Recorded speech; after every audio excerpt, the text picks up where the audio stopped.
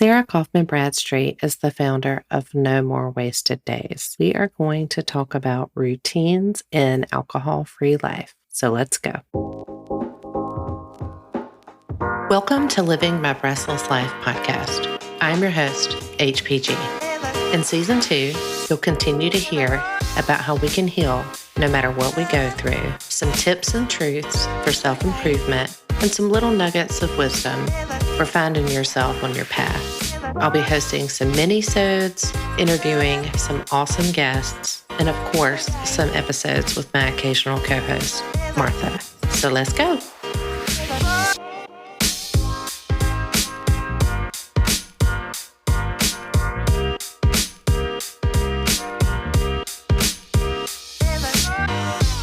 We are going to talk about routine in alcohol-free life today. We've got Sara Kaufman-Bradstreet. Welcome back, Sara. Thank you so much for having me back on. Glad to have you back on the show. Let's talk about routines in living an alcohol-free life, especially in the beginning. Tell us how routines can help us achieve the very early days of our alcohol-free journey. Way back in the day when I was a teacher, I found out we only have so much willpower during the day, or only so many, you can run into decision paralysis by the end of the day. And for me, that was big when I was a teacher because, kids are coming at you all day long, and it made sense why I was so exhausted at the end of the day. And I couldn't give my all to my own kids. But when I quit drinking, I realized it's so important to have as many things lined up as you can, so that when the end of the day comes and you're exhausted, it's not this like you're having to give your all to your kids. It's really that you're having to give your all to yourself and say, I'm not going to drink.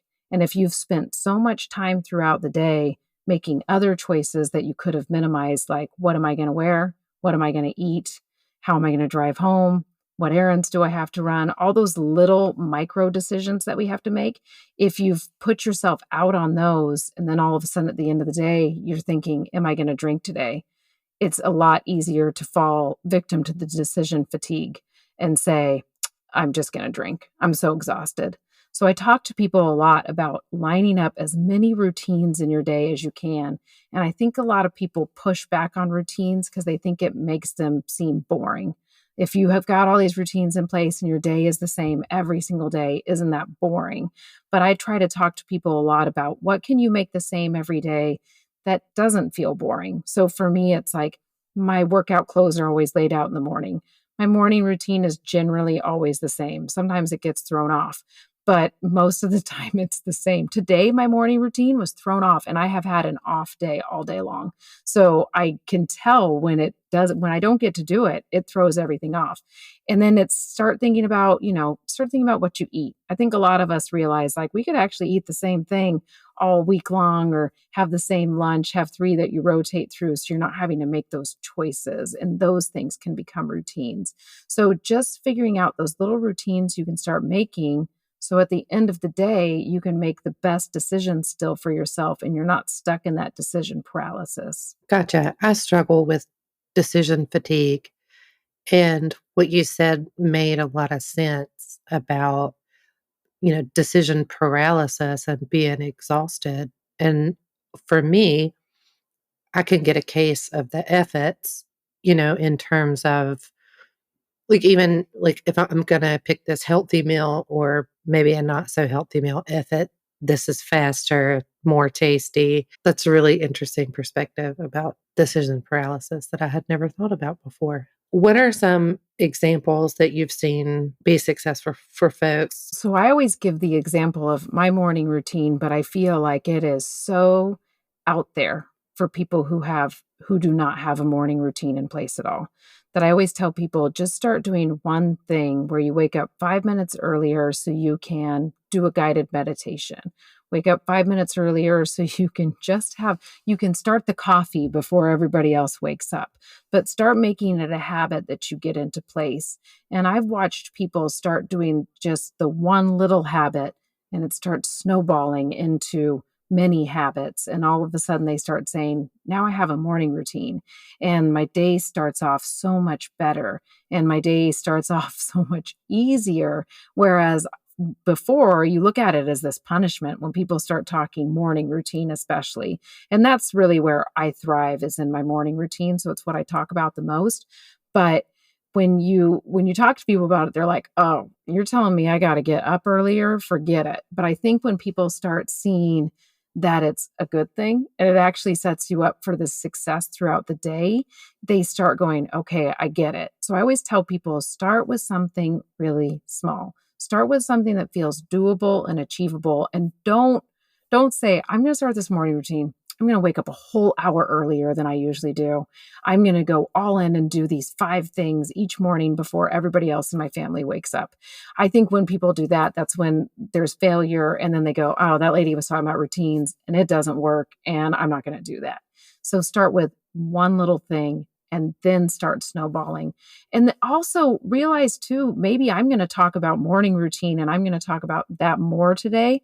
But I know many people who have an amazing evening routine, who actually do all this stuff where they get this really great pocket of quiet time in the evening. And that works for some people. It doesn't work for me because I'm kind of done by 9 p.m., but it works for some people. So if you're listening and you're going, "Oh gosh, I don't want to do this whole morning routine thing, that's crazy," then start with a different routine. You can have an afternoon routine, you can have an evening routine. And that's something I talk about with people too. Really starting to look at the 3 different parts of the day, morning, afternoon, evening, and start saying, where can I put routines in place? Where can I make things the same every single day? I think it's important to think of like routines, like a morning, afternoon, and evening.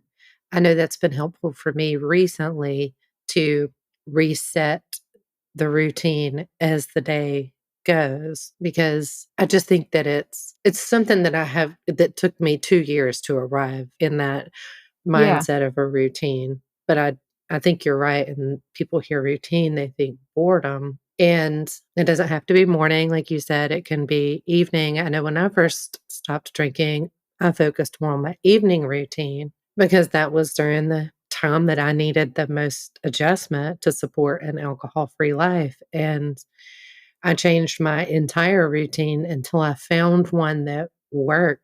And you can tweak it and start slow. You don't have to Mhm. all or nothing Alice over here and change your entire routine like I had to, but that's just me. But I know that like I looked forward to my skincare routine, for example. And when you quit drinking, your skin looks prettier. And that's one area, like, I have an evening routine, I have a morning routine. I don't have an afternoon routine. And it's kind of funny because, or interesting because, I when I quit drinking, that was the hardest part to get through. That was the 3:30 to 7 PM was the, "How am I gonna make it through this?" Like, as long as I can get to 7 PM, I know I've done it for the day. But that was where I started just experimenting, and I say I don't have an afternoon routine, but I really do. It's, pick up my kids from the bus stop, get home, get them going on their chores, then I usually have a chore or 2 to do around the land, and then it's cooking dinner and listening to a podcast, so I have a routine, so when I say that, I'm like, I think it's just not as rigid as my evening routine or my morning routine. So that's another thing too for people to realize, like, your routine can have flow and your routine can have moments where you can actually go, "Okay, well, actually in the afternoon, that's the moment where I have some time that's for me, that I can do bonus things if I feel like it." And it's okay to not feel like it too. So let's take a little break.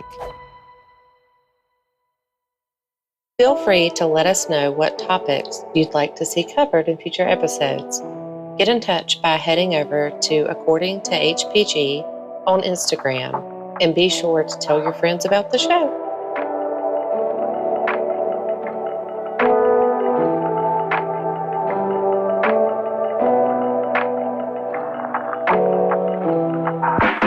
There was a time when I thought I could record, edit, and publish everything myself.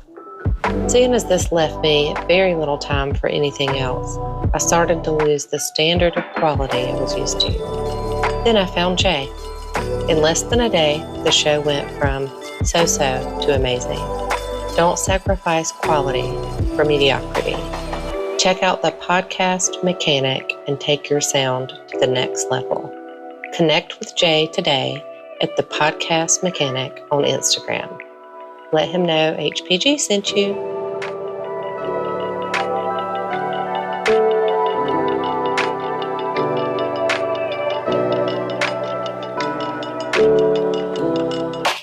All right, let's get back to the show. Do you feel like you were more of a morning person at the beginning of your alcohol-free journey, or do you think that has developed over the past 4 years? So that actually developed probably years before I quit drinking. When I was a teacher, it was the only time I knew I could get a workout in, and I really love working out. And I was really trying to I would at the time I was a runner, so I was always training for different races, and if I would save my run till the afternoon, I was exhausted, I didn't wanna do it, so I was like, "I've gotta learn how to wake up earlier." So when I was a teacher, all I did was wake up, all I did was wake up and go for a run, come home before my family got home, take my shower, not got home, woke up, then take my shower and I was off to the races as a teacher. So it kind of started there where I started seeing the benefits. And you would think, oh, if you're going to get up earlier, you're going to be more exhausted, but I started seeing the positive reinforcement of when I work out in the morning, I actually have more energy all day long. And when I get done at the end of the day and I don't have to work out, it's like a little gift to myself. So I started it there for sure. But when I was a drinker, I was always trying to add in, like, I'm going to have this amazing morning routine. I'm going to wake up early enough to to read a personal development book, to do a guided meditation, to write in a journal, and then work out. Like this was in my brain, and I really wanted to do it, but I was hungover a lot. So all that really happened in the mornings was me doing my workout, which became this way to sweat out the alcohol from the night before. And it was something that was ingrained enough in me as a habit that I still made that happen pretty regularly. I don't want to say it happened all the time. And when I quit, I was like, this is my opportunity. So, probably from day one of quitting drinking, I would wake up early enough to write in my journal. That's when I started doing daily affirmations, daily gratitudes, and I really tried to go all out, but those were the 2 things that stuck, and my workout. So I started doing those 3 things in the morning, and I did them every single day, minus the workout. I don't work out every single day, but those daily gratitudes and daily affirmations, I did those every single day for the first 100 days. I didn't skip a day, and I really think they were a key to that success in the beginning. And then I eased up and let myself have the weekends off and kept going though for like a year. And I would say until the pandemic hit is when life got thrown off. The morning schedule kind of went haywire, but I reined it back in. I was like, I gotta have this. This is obviously not working. I can tell, I can feel it in my body. So I got back to my morning routine then. Then we moved. Same thing. We moved and I let it go haywire again. Oh, I don't have time. I can't do this. I can't make this work in this smaller space we live in now. And I made up excuses. And this year I started it back up again. I was like, nope, morning routine's back in place. It's got to be about me. It can't be about work. It can't be about anything else. It's got to be about me in the morning. And I can already tell since starting back up in January, again, that positive feedback is coming to me like this works. So I've always kind of been a morning person. So that's why I always tell people too, if you're not a morning person, then do like Heather's saying, like start an evening routine that's really sacred to you that you can do. There's nothing special about people who are morning people. They just thrive better in the morning. But do start paying attention if you're listening to this and saying, I want to start a routine somewhere, then start paying attention to where you're most alert. Where's the time where you can really give some time to yourself in the day? And you can start some routines like this that are more of a self-care routine, even not just the I lay out my clothes, I eat this meal, like those habits that we talk about, but getting that sacred self-care routine somewhere in your day. I think it's really important. Yeah, it is. It's incredibly important, and you'll figure out your own rhythm. I don't know that I'm ever going to be a morning person, but just the 5 minutes, like you said, or the 5-minute guided meditation that I've been doing since February has been really helpful. And it's like anything, one of the most annoying and true statements is time takes time. It does. It took a long time to Yep. create the routine that you were in some way, and it's gonna take you some time to, create a healthier or better suited for what you're trying to do. And for me, alcohol was so routine. Like you get off work, you drink some wine, then you do it, like started and finished so many things in the evening. So Yes. figuring out a routine to start and finish as a replacement is doable, and it really does make an impact. You may not be able to see it right away. I always advise people take like one drawer and just clean it out for 5 minutes. While you're trying to figure out your routine, just keep your hands moving and like just do something that takes like 15 minutes. You just have to try different things to see what works. And you start to notice too that your cravings are routine. Like when you start looking at it, you start going, oh, I start craving alcohol every day at this time. For me, it was like right around 2 p.m. is when the thoughts started popping in and wouldn't stop. Like it was just there, kind of like, are we going to drink today? Hey, what are we going to drink today? And it's just this constant background noise until you drink. So when you're going through those first days of being alcohol free, you're realizing like, this is my routine. This is my habit. I have to change it. So having something in place, like all I'm going to do is clean a junk drawer, doesn't sound very exciting, right? But you do that paired with put in a podcast that's really positive, and all of a sudden you're in a different mind place after doing that little thing. And then you can actually make a decision. What do I really want to do right now? I've gotten past that craving. Now, what do I want to do? Maybe you want to keep organizing. Maybe you want to go for a walk. Maybe you want to do some skincare. I think that's an amazing piece of advice too, and just realizing alcohol was the routine. Now you've got to change it. One of the tips that I've heard are really helpful for folks that was not applicable to me, but changing your route from work, your route home, Mhm. changing that piece of the routine can be helpful. And so that's even just something that you can just take the long way home or the more scenic route, or, just that's just a tiny way to incorporate a different routine when you're trying to stay in the short term to make the longer term goal. Happen for sure. And it is, I think people overthink it too when they start hearing like, oh, routines. Oh gosh, this means I'm going to have to do this whole wake up an hour early, do this thing. And it's not that at all. It is more stepping back and looking at your day-to-day life and going, what can I change that will benefit me? Yeah. What can I take that's what's a negative routine? How can I make it positive? So tell us what's going on with No More Wasted Days now. Any new updates you want to share? We have our Daymakers community membership, which used to only be available to people who did the 30-day alcohol-free challenge. It's now available to anybody. So you can join our membership. You can join our community, and then you get access to weekly group coaching calls where you see me and Heather quite often. And then you're also part of a private message thread community. And then there's other things that I'm working on adding on to it slowly in the future. And then but you do also get access to the 5-day alcohol-free kickstart, which gives you 7 videos to listen to where you can start really reframing how you think about alcohol. And what I love about the community is it's really for people on all different steps in their journey. There's people in there who've been alcohol free for 2 years, people who are not alcohol free yet, but are trying to find their way and navigate to get there, and everybody's just so helpful and uplifting. And I really think the community membership was something where I started seeing that's where I'm seeing people have success.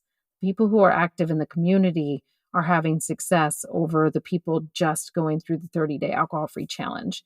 And that's not to say that 30-day alcohol-free challenge isn't still there. It's only happening quarterly, though, as a big group guided challenge. Now it's happening dry July, sober October, dry January, and then dry April would be the other one. So it's happening every quarter, which I think will be a really cool way to get people really jazzed, excited, kick off with those 30 days with a little more focus. And then always that membership piece is there for everybody to hop in when they're ready. Awesome. I'll make sure to link all that information below so folks know where to go. And everybody, we always talk about it, all different walks of life and all different parts of your journey. So don't feel like you can't do it because you're already like 100 days in, or you can't do it because you're not actually alcohol free yet. It's really for everybody. Well, thank you for being on the show today. always a pleasure to have you. And I'll make sure to link all this information so that people can find no more wasted days and join the Daymaker community. Thank you for listening to this episode of Living My Breathless Life. Head over to Instagram and follow According to HPG to stay connected to the show. Go get your mammograms.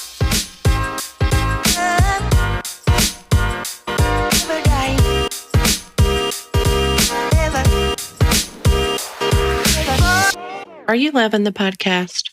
Give us a rating and leave a review wherever you listen to your podcasts. This helps the show stay visible to reach more listeners and help others.